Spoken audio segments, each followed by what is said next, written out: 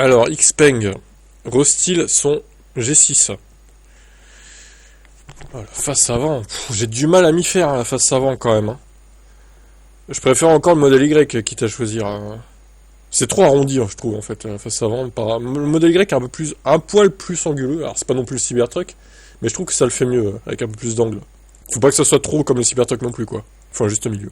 Le constructeur annonce 81 fonctions améliorées, mais aussi la modification de 34% des pièces. À l'extérieur, il faut un œil assez aguerri pour voir la différence bandeau lumineux.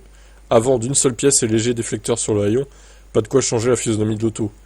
Ouais, effectivement, d'extérieur, il n'y a pas beaucoup de différence. Hein. La disparition des lidars à l'avant, qui ne fait suivre que ce que Xpeng a commencé à proposer sur Mona M03 et P7+, une conduite semi-autonome sans lidar, uniquement avec des caméras et radars. Un peu comme Tesla fait, quoi. On note en mode autonome que les répétiteurs de clignotants sur les rétros passent au bleu. À bord aussi, la simplification est de mise, la planche, la console centrale, les panneaux de porte ou le dessin des sièges sont révisés. Le plus visible concerne l'écran central de plus grande dimension ou les aérateurs qui reviennent à une manipulation manuelle. Existe les réglages de flux d'air sur l'écran. C'est moins techno, c'est plus pratique, c'est aussi moins cher.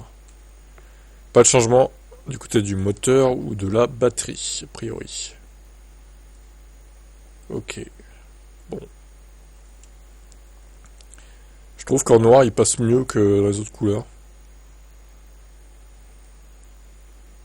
Ouais, l'arrière ça va, mais l'avant j'ai vraiment du mal avec cette voiture.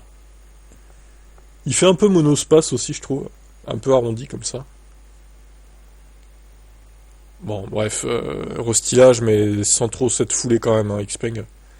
Voilà. Bon, bof, sans plus quoi.